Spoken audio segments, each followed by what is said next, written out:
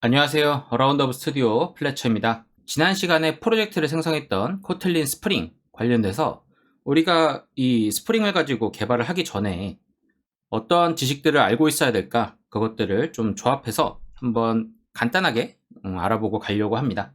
영상의 자료는 예전에 제가 스프링부트 기초 강의 할 때 쓰던 자료를 활용을 할 거고요. 자, 먼저 볼 내용은 스프링부트 기초 내용의 REST API라고 하는 녀석입니다. 저희가 어쨌든 이 스프링부트라고 하는 녀석을 개발을 하는 이유가 웹 애플리케이션을 개발하기 위한 거잖아요. 우리가 이 HTTP 통신 뭐 이런 것들을 통해서 어떤 요청을 받고 그거에 맞게끔 우리가 가지고 있는 리소스들을 활용해서 데이터들을 가공, 처리해서 결과를 넘겨준다.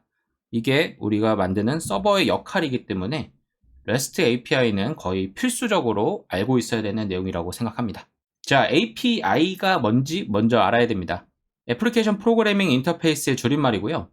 응용 프로그램에서 사용할 수 있도록 다른 응용 프로그램을 제어할 수 있게 만든 인터페이스를 뜻함이라고 되어 있습니다. 자, 이 말은 여기서 응용 프로그램이라고 하는 너무 범용적인 용어를 쓰긴 했지만 그냥 클라이언트라고 보시면 돼요.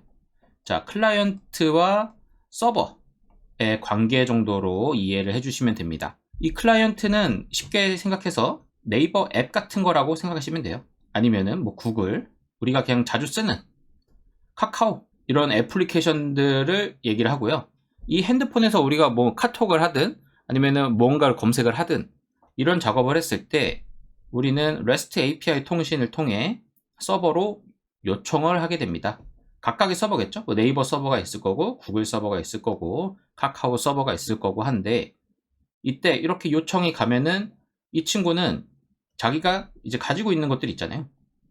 데이터, 여기도 똑같이 있을 거고요. 이 데이터를 통해서 뭔가 이제 데이터를 가져와서 결과를 준다든가 아니면은 뭔가 업로드를 한다, 파일 업로드를 한다. 그럼 파일 업로드를 하면은 데이터에다가 저장을 하고 저장됐어 하는 결과를 넘겨준다거나 이런 식으로 동작을 하는 겁니다. 그래서 어쨌든 여기서 말하는 API 자체는 그냥 인터페이스, 여기서 얘기하는 요런 인터페이스예요. 여기서 통신을 할 수 있는 이 구간, 여기를 이제 API다 라고 표현하는 겁니다. 그래서 API를 사용하면은 내부 구현 로직을 알지 못해도 기능을 쉽게 사용할 수 있다는 겁니다.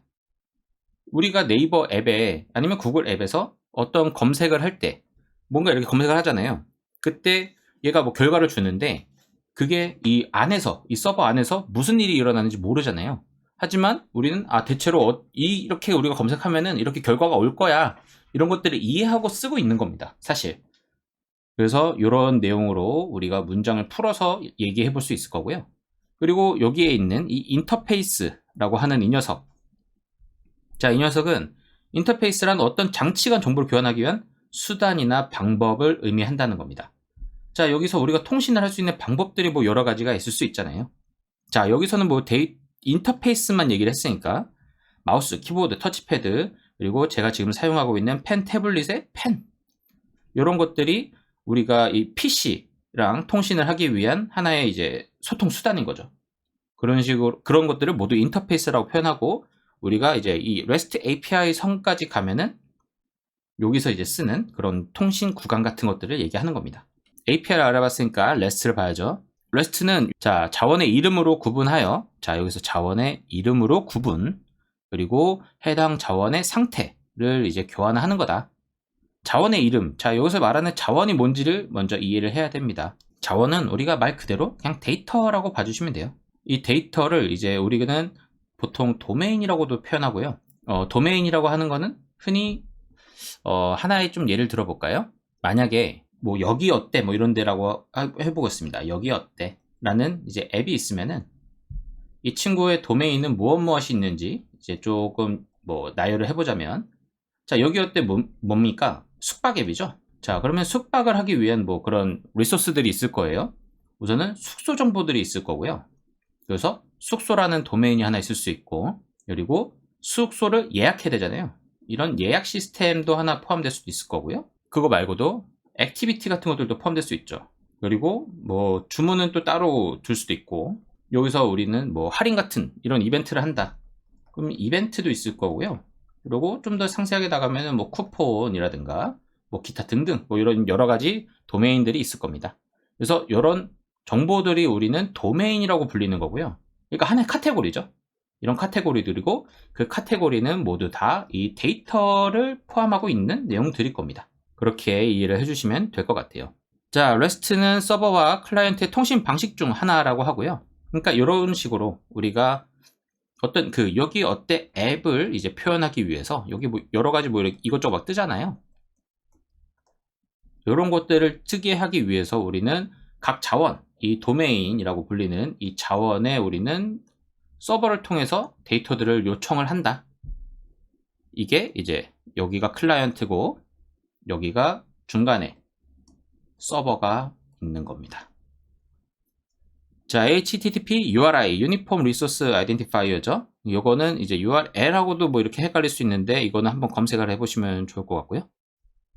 그리고 자원을 명시하고 그리고 HTTP 메소드를 통해서 자원을 교환하는 것이라고 합니다. 자, URI 하면은 사실 그거예요.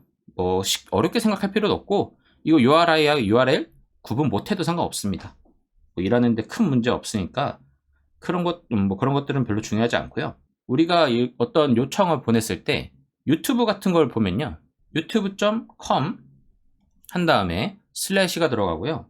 그 다음에 watch 물음표 한 다음에 뭐 V 어쩌고 저쩌고 뭐 A, B, C, D 뭐 이런 식으로 나오게 됩니다.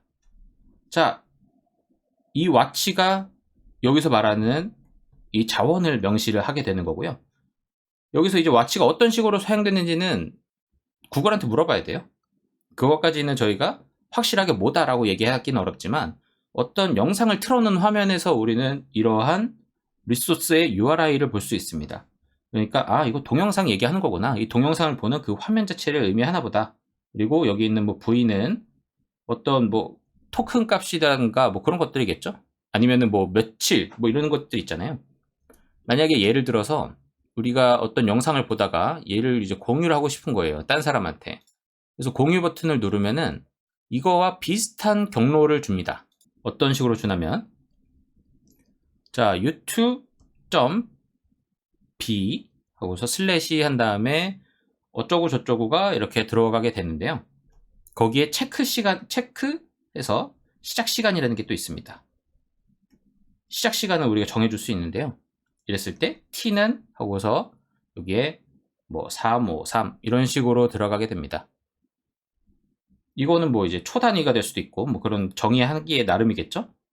여기에서도 여기에 있는 이 값이 요거가 이제 어떤 것들을 좀 포함하고 있는지를 좀 봐야겠지만 아마 여기까지 다 포함하고 있지 않을까 그렇게 좀 생각이 듭니다. 그래서 이건 V는 또 다른 거지만 여기는 T라고 하는 쿼리 스트링이 또 따로 있구나 이렇게 이해를 해주시면 되겠습니다. 그래서 만약에 여기로 예를 들면은 뭐 숙소 하면은 뭐가 있을까요? 숙소가 영어로 잘 생각이 지금 안 나네요. 얘는 뭐 그냥 짧게 뭐 리저브 아니면은 뭐 리저베이션까지 다 붙여서 쓸 거고요. 그러면은 유튜브가 만약에 예약 이런 걸 한다. 그럼 유튜브.com 한 다음에 여기에 이런 식으로 들어갈 거예요. 그 다음에 뭐 추가적으로 뭐가 더 들어가겠죠? 이런 식으로 우리는 자원을 명시할 수 있어야 된다. 이거고요. 그리고 HTTP 메소드는 여기 아래에 나와 있는 이 네 가지 메소드가 있습니다. 뭐 이거 말고도 사실 더 얘기하자면은 뭐 옵션이라든가 아니면은 헤드 뭐 이런 여러 가지 더 몇 가지가 더 있을 거예요. 그리고 여기서도 이제 리드, 업데이트, 딜리트 뭐 이렇게 표현했지만은 CRUD를 표현하기 위해서 그냥 이렇게 표현했던 거고 사실상 이거죠. get, post, put, patch, delete 이렇게를 표현합니다.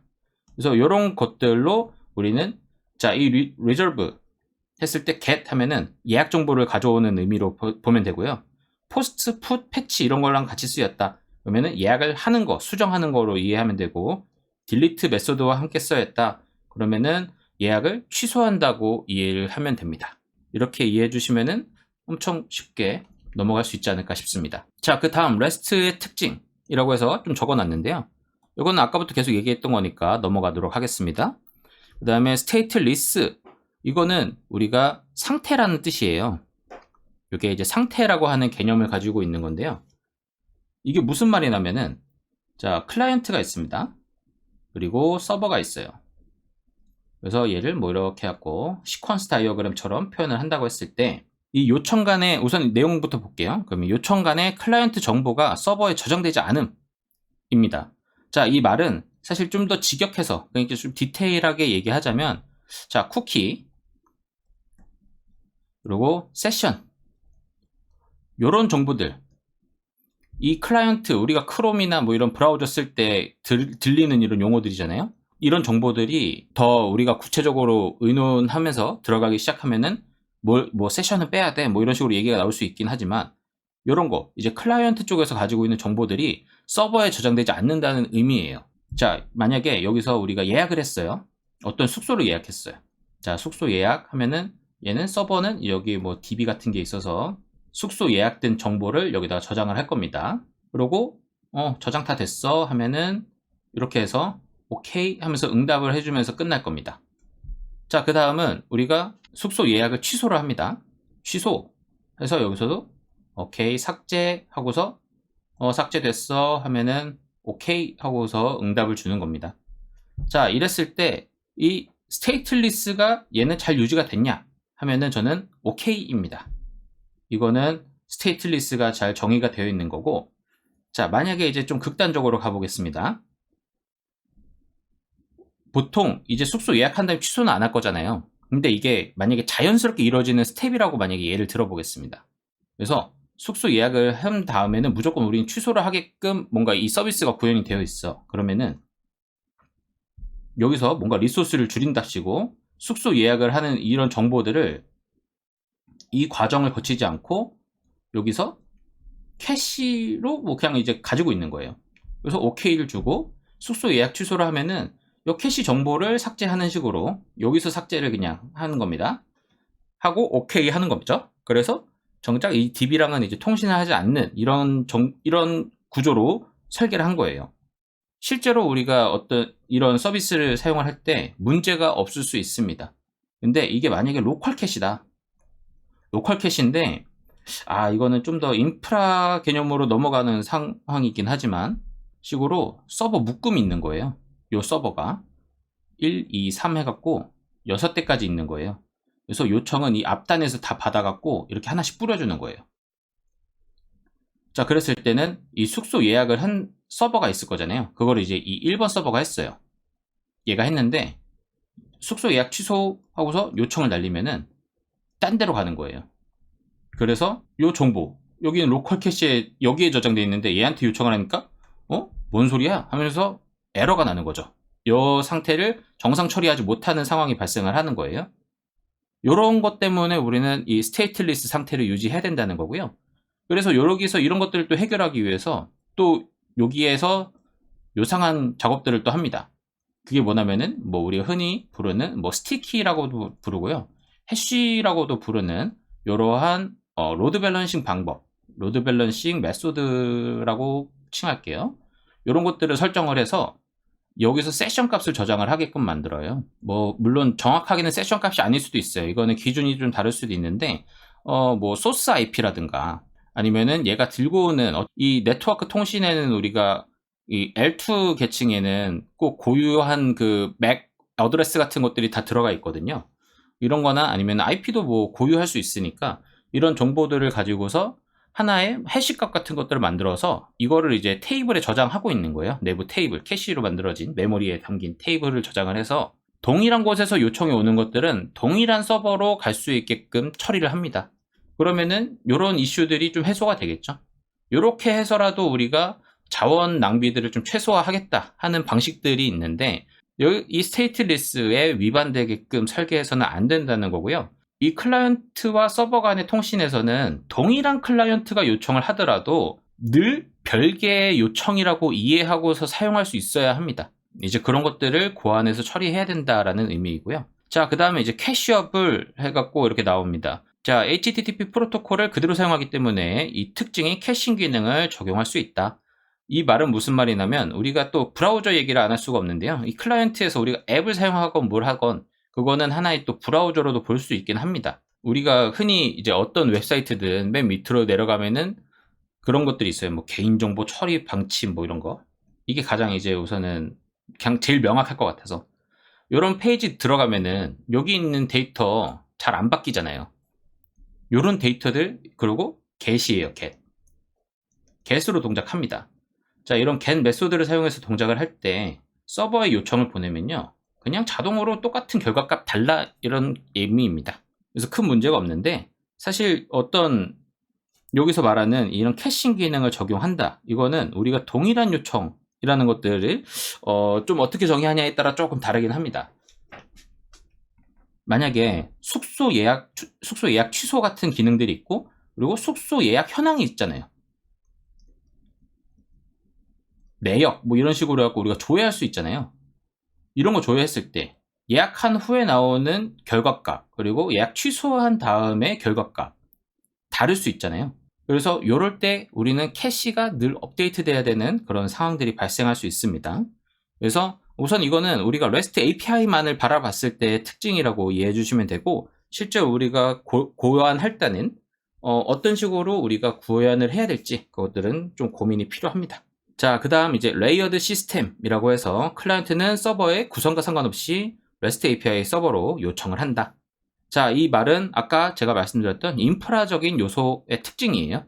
우선은 이 REST API라고 하는 것 자체가 우선은 웹에서 사용되는 거다 보니까 우리는 어떤 소프트웨어의 그런 아키텍처적인 구조라기보다는 하드웨어, 뭐 요새는 이제 다 뭐 사스든 뭐든 이렇게 해갖고 모든 그 인프라 하드웨어로 들어가는 장비들이 소프트웨어화가 많이 되긴 했지만, 어쨌든 그런 인프라 계층에서의 레이어드 시스템을 의미하는 겁니다. 자, 기본적으로 우리가 어떤 서버를 구성하게 되면요, 서버가 있고 밑에 DB가 있을 거고요, 그리고 뭐 캐시도 있을 수 있죠. 그리고 뭐 여러 가지 있을 수 있어요. 뭐 메시지를 보내거나 뭐 이런 것들도 있을 수 있고, 그리고 그냥 스토리지가 네, 이런 것들이 연동되어 있을 수 있습니다. 그리고 이러한 서버가 뭐 서버 1번, 2번, 3번 이런 식으로 엮여서 어떤 쿠버네티스 환경에 떠 있다. 자, 그러면은 여기서도 또 앞에 또 이렇게 받아주는 인터페이스가 또 있을 거고요. 얘가 또 뭐 이 쿠버네티스를 또 잘 사용하기 위해서 얘를 또 뭐 서비스 메쉬로 묶었다. 그러면은 또 여기를 또 한번 또 랩핑하는 프록시 객체가 하나 더 있을 수도 있습니다. 어쨌든 이런 식으로 들어오지만, 자, 우리 이제 핸드폰을 쓰고 있는 클라이언트는 여기 서버에 요청할 때 그냥 어디든 그냥 쏘면 됩니다. 엔드포인트를 주어진 거예요. 자, 엔드포인트를 줘서 얘가 여기 갔다가 이렇게 갔다가 이렇게 갔다가 이렇게 들어오든, 얘가 바로 일로 오든, 아니면은 얘가 이렇게 해서 이렇게 들어오든, 이거는 아무 상관이 없다 이겁니다. 클라이언트 입장에서 봤을 때. 이거는 지금 서버 입장에서 보니까 여기가 엄청 복잡해 보이잖아요. 근데 사실상 그냥 클라이언트가 보면은 그냥 여기 사람이 있잖아요. 응? 그냥 요청하면은 그냥 바로 오는 엔드포인트만 있는 겁니다. 여기는 몰라요. 이런 식으로 구현이 되는 게 레이어드 시스템을 얘기하는 겁니다. 그 다음에 코드 온 디맨드 옵셔널이니까 그냥 넘어가도록 하겠습니다. 자, 그 다음에 인터페이스 일관성, 그래서 유니폼 인터페이스, 요거는 이제 정보가 표준 형식으로 전송되기 위해서 이런 인터페이스들을 제공을 하는데, 요 프로토콜 HTTP 프로토콜을 따르는 모든 플랫폼에서 사용 가능하게끔 설계해야 된다. 자, 지금까지 제가 클라이언트를 얘기할 때 계속 이 모바일만 얘기했습니다. 자, 모바일만 얘기했는데 우리가 모바일만 사용하는 건 아니죠. 아마 뭐 여기어때로 아까 예를 들었으니까 여기어때 앱이 있는 건 알지만 인터넷에서도 사용할 수 있는가 하면 아마 전 정확하게 모르겠지만 사용할 수 있을 거예요. 그래서 모바일 말고도 그냥 웹이라고 부르는 그냥 이 PC에서도 똑같은 엔드포인트, 여기서 지금 여기 찔렀잖아요. 요거 그냥 똑같이 찌르면은 동일하게 사용할 수 있게끔 구현을 해야 된다 라는 얘기입니다. 물론 이 과정에서 우리가 시큐리티 측면에서 뭐 이것저것 뭐 토큰들을 사용할 텐데, 그런 것들이 이제 동일해야겠죠. 이제 그런 것들은 이제 우선은 치워놓고 이런 API를 만들었을 때 이런 것들이 조건을 만족해야 REST API를 잘 지키고 있구나, 이렇게 말씀을 드릴 수 있다는 얘기입니다. 그래서 이런 것들을 사용하게 되면요, 모든 플랫폼에서 호환이 가능하다는 겁니다. 예전에는 소켓 통신밖에 안 돼갖고 인터넷 브라우저로는 통신할 수가 없어요, 뭐 이렇게 얘기가 나왔을 수도 있고요. 그리고 이제 뭐 모바일용 이 서버를 하나 만들고 웹 서버용 그런 것들도 만들고 별개별개로 만들어야 되는 그런 상황들이 있었을 수 있는데, 이런 표준, 여기서 말하는 이 인터페이스 일관성이라고 하는 유니폼 인터페이스만 지켜주면은 모든 플랫폼에서 호환할 수 있다. 우선 HTTP 통신을 클라이언트 어디에서든 사용할 수 있으니까 서버 니네도 이걸 지켜줘, 그러면은 모두가 사용할 수 있어 라고 하는 얘기입니다. 자, 서버와 클라이언트의 역할을 명확하게 분리한다. 자, 서버와 클라이언트는 역할이 분명 명확합니다. 자, 클라이언트는 어쨌든 그 컴퓨팅 자원 자체가, 컴퓨팅 리소스라고 하죠, 이게 서버보다 적을 수밖에 없어요. 우리 핸드폰만 봐도 뭐 갤럭시든 어디든 최대 지금 아직 10기가가 아마 안 넘어갈 거예요. 근데 자, 서버 측면에서 보면은 물론 요새 뭐 MS다 하면서 마이크로 서비스로 다 쪼개놓긴 했지만은 얘네들 합쳐놓으면은 뭐 100기가 넘어가는 거는 일도 아니죠. 무조건 이거 이상으로 들어갈 거니까 컴퓨팅 파워에서 서버를 이길 수가 없습니다, 뭐 클라이언트가. 그래서 웬만한 그런 자원과 관련되어 있는 가공 처리들은 다 서버에서 좀 웬만하면 하고, 그리고 클라이언트는 사실 그런 뭐 앱 하나만 쓸 것도 아니고 여러 앱을 막 돌려서 쓰니까 사실 이 10기가도 쪼개가지고 한 뭐 최대 1기가씩은 쓰려나요? 뭐 이런 식으로 OS 거 빼주고 뭐 하다 보면은 거의 쓸 게 없을 텐데, 그 안에서 우리가 활용하기 위해서는 사실 거의 웬만하면은 데이터들을 서버에서 다 땡겨와서 사용하는 방식으로 써야 된다라는 얘기입니다. 자, 그리고 여러 서비스 설계에서 생길 수 있는 문제를 최소화한다는 거. 어떤 거는 우리가 소켓으로 통신하고 어떤 거는 뭐 소프로 통신하고 뭐 이런 식으로 다 쪼개져 있다고 하면은 이 설계에서 엄청난 그 트러블 슈팅이 필요할 수도 있습니다. 그래서 이런 것들을 해결하기 위한 방법이 REST로 통일해 하면은 어쨌든 이런 것들을 좀 최소화할 수도 있다, 뭐 그런 얘기입니다. 자, 그래서 어쨌든 여기서 지금까지 얘기했던 건 REST에 대한 얘기였고, 그 다음에 이제 REST API로 통합해서 얘기한 건데, 제가 웬만한 것들은 지금 앞에서 다 설명을 드렸습니다. 자, REST 기반으로 시스템 분산. 자, 이 시스템 분산은 아까 여기 적어놨던 요겁니다. 여기 안에 있는 게 분산이에요. 여기서 막 쪼개놨다고 했잖아요. 뭐 서버 1, 2, 3, 4 뭐 이런 식으로 쪼갰다. 이게 시스템 분산해서 나중에 우리가 부족하면 서버 하나 더 늘리면 돼 하는 거랑, 그 다음에 이제 뭐 재사용하는 거, 이런 내용들을 이제 높이겠다는 건데, 뭐 재사용이라는 게 사실 그거예요. 우리가 총합으로 우리가 한 10코어 정도 쓸 수 있어요. 근데 지금 서버가 한 4개 떠 있는 겁니다. 그래서 각각이 지금 1기가씩 써가지고 총 토탈로 4기가를 쓰고 있어요. 근데 이제 이벤트 같은 것들이 이제 한대요, 갑자기 이 서비스에서. 그러면은 갑자기 요청들이 좀 많이 올 수 있겠죠. 그러면은 야, 서버를 좀 늘리자, 확장성이죠. 요거를 6대로 이제 늘린 겁니다. 그래서 6코어죠, 6코어. 여기도 4코어가 아니고 여기 10코어라 했으니까 뭐 이런 식으로 6코어로 해서 우리가 확장성을 좀 챙겨간다. 그래서 2대 더 늘리니까 이벤트를 정상적으로 처리할 수 있는 상황이 됐을 거고요. 그 다음에 재사용성을 늘린다. 자, 재사용성은 우리가 지금 4대 운영하고 있는데 지금 너무 놀아, 지금 비수기다, 서버 이거 비용 4대 다 돌리면 돈이니까 2대로 줄이자 하면서 2대로 줄이고, 지금 10코어였잖아요 10코어 중에서 여기서 4코어 쓰고 있었으니까 최종적으로 6기가 정도의 여유분이 있었는데 2대로 줄임으로써 이게 8기가로 되겠죠. 근데 이제 또 다른 서비스에서는 서버 용량을 좀 늘려야겠대요. 그래서 여기도 원래 4대 쓰고 있었는데 얘가 6대로 늘린다고 하면은 그럼 여기서 2기가 빼왔으니까 여기 너 2기가 줄게 하고서 여기서 2코어를 더 땡겨다 쓴다. 그래서 최종적으로 또 그냥 6기가바이트 아닌데 이거 계속 헷갈리네요. 네, 이거는 잘 그냥 그러니 해주시고요. 그래서 이런 식으로 우리가 다른 자원들을 다른 데다가 빼다 쓸 수 있게끔 할 수 있다, 뭐 이런 얘기들 하는 겁니다.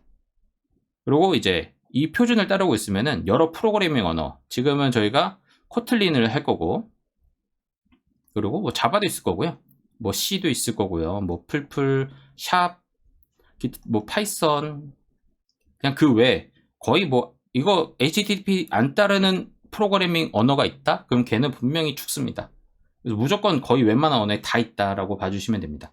자, 그래서 지금까지 들었을 때 이 REST API가 뭔지 먼저 이해를 하고 가시면 좋을 것 같은데요. 제가 지금까지 설명드린 게 다 이해가 되셨다면은 웬만한 내용들은 이제 아 그렇구나 라고 이해하실 수 있을 거라고 저는 믿어 의심치 않습니다. 자, 그러면 이걸 이제 어떻게 구현해야 되냐. 자, 여기 이제 설계 규칙이라고 해서 설명을 드릴 건데요. 이거를 이제 이 규칙은 뭐에 따르는 거냐. 제가 앞에서 설명드렸던 이런 특징들, 계층화, 뭐 유니폼 인터페이스, 서버 클라이언트, 스테이트리스, 캐시어블 같은 이런 특징들을 지켜주기 위해서 우리가 따라줘야 되는 설계 규칙입니다. 그리고 확장성, 아까 그런 확장성이나 재사용성 같은 측면에서도 이 규칙을 따라줘야 하는데요. 자, 첫 번째입니다. 웹 기반 REST API 설계할 경우에는 URI를 통해서 자원을 표현해야 된다. 이거 아까 제가 설명드렸던 거예요. 여기는 지금 멤버라고 나와 있긴 하지만 아까 제가 레저베이션으로 표현을 했죠. 그래서 레저베이션에서 뭐 이 뒤에 뭐가 더 들어올 건데, 자, 레저베이션 여기는 멤버 589잖아요. 그러면 589번 멤버가 누군지를 찾아달라는 의미예요. 이런 식으로 표현해야 된다는 거고요. 그래서 여기에 있는 자원에 대한 조작. 자, 멤버에 대해서 또 아까처럼 이 HTTP 메소드 있잖아요. 자, get과 함께 얘가 쓰이면 뭘까요? 589번 멤버가 누구야? 하면서 정보를 묻는 겁니다. 그리고 포스트를 하면요. 자, 589번에 멤버 추가해줘. 이렇게 되는 거고, 그 다음에 푸시라든가 뭐 패치 같은 것들을 사용하면은 589번 멤버 수정해줘. 이렇게 되는 거고, 딜리트랑 같이 쓰인다. 그러면은 589번 멤버 탈퇴 처리해줘. 이렇게 표현이 되겠습니다. 그래서 우리는 요 URI 하나만 개발하면 되는데 거기에 요것만 딱 붙여주면은 다양한 기능들을 할 수 있게 되는 겁니다. 거의 지금 여기 있는 내용을 가지고 우리가 멤버에 대한 정보를 못 다룰 내용이 없어요. 그래서 이런 식으로 우리는 설계하면 된다라는 거고요. 근데 이게 생각보다 쉽지 않습니다. 만약에 지금 제가 그 스프링부트 멤버십 강의를 또 따로 저희 그 멤버십 전용으로 하나 하고 있는 게 있는데 거기서 하고 있는 내용이 은행이에요. 뭐 은행 시스템을 개발한다 뭐 이런 건데, 은행 시스템 화면 보면은 우리가 맨 처음에 그 애플리케이션 들어가면은 이런 식으로 해서 얼마 원 이렇게 나오잖아요. 그리고 여기 뭐 계좌번호 적혀 있고 이게 무슨 통장인지 뭐 이렇게 적히고 땡땡땡 해가지고 뭐 슬라이드 해가지고 다른 계좌도 볼 수 있고 하는 정보가 나오고, 얘를 클릭을 했을 때 그러면은 이제 상세 정보로 넘어가잖아요. 그러면은 여기서 뭐 계좌번호 나오고 잔액 얼마고 뭐 잔액 얼마고 어떤 정보가 있는지 이런 것들 나오고, 그 다음에 이렇게 해서 땡땡땡년 땡땡월 이렇게 나와서 얘가 지금 입출금 내역이 나옵니다. 입금 얼마 그래서 잔액 얼마 됐고, 그리고 뭐 출금 해갖고 뭐에 썼고 뭐 이렇게 얼마가 남았고 이런 식으로 쭉쭉쭉쭉 나오는 이런 정보들로 넘어가는데, 여기에서 이 멤버를 우리가 이런 계좌 번호라고 한번 예를 들어 봅시다. 자, 지금 여기는 단수로 표현했는데 보통은 복수형으로 많이 표현한다고 해요. 자, 멤버즈가 아니라 자, 어카운트라고 해보겠습니다. 자, 어카운트 해갖고 여기에 이제 뭐 저희 엔드포인트 주소가 있는 거예요. 은행 주소. 은행 주소에서 어카운트 하면은 요게 넘어가는 겁니다. get을 했을 때. 그러면은 계좌 정보들이 넘어가서 슬라이드 해갖고 여러 계좌들을 볼 수 있게 되는 거고요. 자, 어카운트 슬래시 하고서 저기처럼 589 뭐 이렇게 넘어가요. 그러면 이거 사실 계좌 번호인 거예요. 계좌 번호. 그래서 어카운트 중에 이제 589 계좌 번호 정보를 줘 하면은 뭐 여기 있는 뭐 정보들 하나씩을 또 볼 수 있는 페이지가 또 있겠죠. 뭐 이렇게 넘겨주는 거고, 그 다음에 자 589 슬래시 디테일하고 이렇게 넘겨주면은 이게 요거라고 하겠습니다. 그리고 여기서 또 뭐 상세 보기 이거 누르면은 요거를 호출해서 데이터를 가져가게끔 뭐 설계를 하는 거죠. 이런 식으로 이런 식으로 우리가 구현을 해야 돼요. 그래서 여기 있는 이 패스들을 읽었을 때, 아, 이거 뭐에서 뭘 갖고 오는 거구나 라는 것들을 좀 이해하기 편하게끔 만들어야 우리가 개발을 할 때, 다른 사람들과 같이 개발을 할 때 용이할 수 있습니다. 이제 그런 내용들이라고 이해해 주시면 되고요. 자, 그 다음에 이제 메시지를 통한 리소스 조작입니다. 세 번째 내용. 자, 헤더를 통해서 컨텐트 타입을 지정하여 데이터를 전달을 한다고 합니다. 자, 보통 이제 이 get을 할 때는 이런 컨텐트 타입이 의미가 없을 수 있어요. 이거 말고 이제 뭐 accepted라든가 뭐 이런 것들이 더 있긴 한데, 이런 것들은 우선은 좀 넘기고, 자, 컨텐트 타입은 뭐냐면요. 우리가 이런 멤버를 추가할 때, 자, 이런 멤버를 우리가 추가한다고 했을 때, 자, 이 멤버 누구야? 뭐 이렇게 얘기가 나올 수 있잖아요. 이게 누군데 추가를 해. 정보를 줘. 해갖고 이름, 아이디, 패스워드 등등 뭐 이런 정보들을 넘겨주겠죠. 이 정보를 우리가 어떻게 넘겨줄 거냐 했을 때 대표적으로 우리는 이런 형식들을 사용을 해서 이 정보를 같이 넘겨준다라는 의미입니다. 자, 또 이제 이거는 좀 더 사소한 내용들인데 사실 사소하진 않습니다. 이걸 지켜주냐 안 지켜주냐가 사람 성격에 따라서 속이 뒤집어질 수도 있습니다. 첫 번째로 URI에는 소문자를 사용해라. 자, 앞단으로 다시 넘어가면요. 여기 있던 이 주소 있잖아요. 요 주소를 보면은 여기 소문자, 다 소문자죠. 근데 누가 막 이렇게 한 거예요. 멤버 이렇게 막 해갖고 썼는데 누가 추가 개발하면서 앞에를 M을 대문자로 바꾼 거예요. 요거 환장할 수 있습니다. 자, 근데 사실 이거는 그냥 그냥 딴 얘기고, 여기서 이제 소문자를 써야 되는 이유가 따로 있긴 있어요. 요새는 사실 안 지켜도 되긴 하는데요. 옛날에는 우리가 어떤 OS를 쓰냐, 어떤 운영체제를 쓰냐에서 요 대소문자 구분이 안 되는 경우가 있었대요. 보통 이제 옛날 얘기하는 뭐 유닉스 계열을 얘기를 하는데, 그때 이런 것들 판별이 안 돼서 그때는 통일을 해야만 했다. 그러니까 대소문자를 써서 그걸로 이 멤버와 이 멤버가 다른 거라고 표현할 수 없으니까 그냥 소문자로 다 표현해 라고 정의를 내렸던 것 같습니다. 자, 그 다음에 이제 리소스 이름이나 URI가 길어질 경우 하이픈을 통해서 가독성을 높일 수 있다. 만약에 지금은 여기 멤버, 아까 레저베이션 뭐 이런 식으로 나오는데, 이제 이것들을 우리가 URI가 길어질 수도 있잖아요. 이름이나 URI가. 예를 들어서 어떤 서비스 별개의 그 자원 도메인을 만들었어요. 우리가 상식적으로 쓰는 단어가 아니라. 근데 그게 엄청 긴 거예요, 이름이. 문장이 한 뭐 5개 붙는 거죠.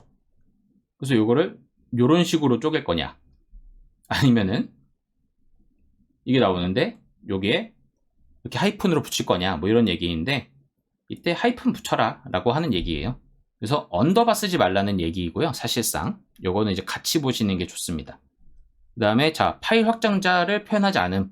자, 우리가 이런 get 메소드를 쓸 때는 자원을 내놔하는 거잖아요. 그러면은 이제 서버한테 이제 달라고 하는 건데,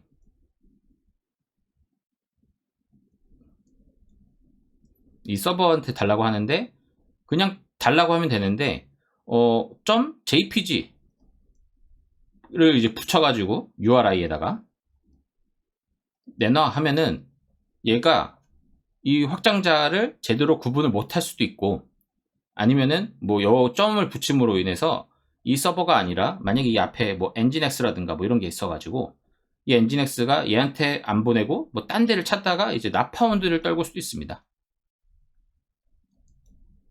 뭐 이런 예시들이 좀 있어서 이런 확장자들 쓰지 말라는 거니까 뭐 이거는 잘 정해서 쓰시면 되는데, 이건 아직도 많이 쓰는 것 같아요. 다른 서버들 보면은.